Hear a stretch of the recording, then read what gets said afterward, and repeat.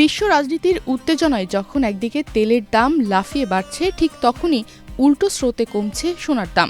এই বৈশ্বিক টানাপোড়েনের প্রভাব এসে পড়ছে আমাদের দেশেও। এরই ধারাবাহিকতায় ঈদের আগে একদিনে 2 দফায় দেশে কমে যায় সোনার দাম, যা ক্রেতাদের মধ্যে স্বস্তির হাওয়া বয়ে আনে।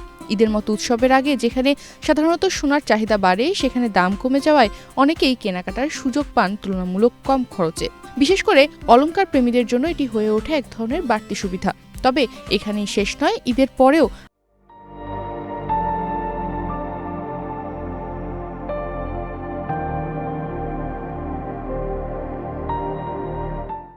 আবারও দেশে সোনার দামে দেখা গেছে পতন। 25 ফেব্রুয়ারি বুধবার সকালে সোনার দাম ৫,৪৮২ টাকা কমিয়েছে বাংলাদেশ জুয়েলার্স অ্যাসোসিয়েশন বাজুস। আজ সকাল 10টা থেকে 22 ক্যারেটে প্রতি ভরি সোনা বিক্রি হচ্ছে 2,41,445 টাকায়।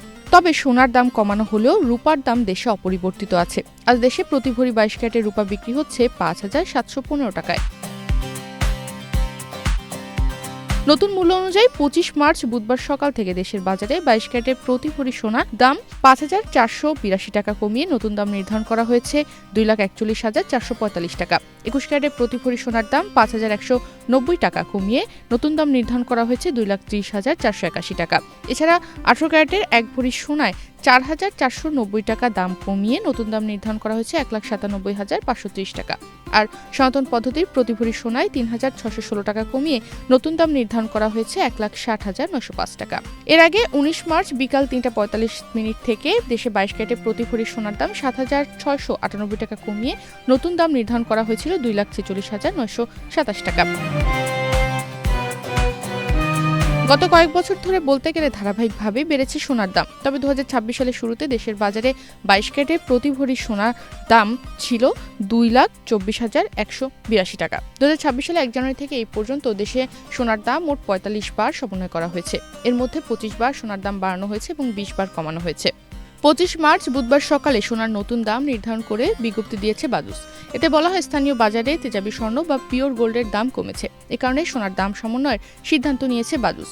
সেই সঙ্গে সরকার নির্ধারিত 5% ভ্যাট ও বাজুস নির্ধারিত ন্যূনতম 6% মজুরি যুক্ত হবে। আবার গহনার ডিজাইন ও মান ভেদে মজুরিতে তারতম্য হতে পারে। সোনার দাম কমার পেছনে মূল কারণ হলো বৈশ্বিক রাজনৈতিক উত্তেজনা, বিশেষ করে ইরান যুদ্ধ এবং এর প্রভাব। সাধারণত যুদ্ধ বা সংকটের সময় সোনাকে নিরাপদ বিনিয়োগ হিসেবে ধরা হয়, কিন্তু এবার তার বিপরীত চিত্র দেখা যাচ্ছে। বিনিয়োগকারীরা সোনা থেকে সরে এসে অন্য খাতে ঝুঁকছেন। প্রথমত, ইরান যুদ্ধের কারণে বৈশ্বিক জ্বালানি সরবরাহ ব্যাহত হয়েছে। বিশেষ করে হরমুজ প্রণালীর মাধ্যমে প্রায় 1/5 তেল ও গ্যাস পরিবহন বাধাগ্রস্ত হওয়ায় জ্বালানির দাম বেড়েছে। ফলে উৎপাদন খরচ বাড়ছে এবং মুদ্রাস্ফীতির আশঙ্কা তৈরি হচ্ছে। এতে কেন্দ্রীয় ব্যাংকগুলো সুদের হার বাড়ানোর সম্ভাবনা তৈরি করেছে। উচ্চ সুদের পরিবেশে সোনা আকর্ষণ হারায়, কারণ সোনা কোনো সুদ বা আয় দেয় না। দ্বিতীয়ত, বিনিয়োগকারীরা মুনাফা তুলে নিচ্ছেন। গত কয়েক বছরে সোনার দাম রেকর্ড উচ্চতায় পৌঁছেছিল, ফলে অনেক বিনিয়োগকারী এখন লাভ তুলে নিয়ে বিক্রি করছেন, যা দাম কমার আরেকটি কারণ। তৃতীয়ত, উচ্চ জ্বালানি খরচের কারণে সোনা খননকারী কোম্পানিগুলোর উৎপাদন ব্যয় বেড়েছে। এতে তাদের লাভের মার্জিন কমে যাচ্ছে এবং শেয়ার বাজারেও নেতিবাচক প্রভাব পড়ছে। একই সঙ্গে বৈশ্বিক অনিশ্চয়তা বিনিয়োগকারীদের ঝুঁকি এড়িয়ে চলতে বাধ্য করেছে।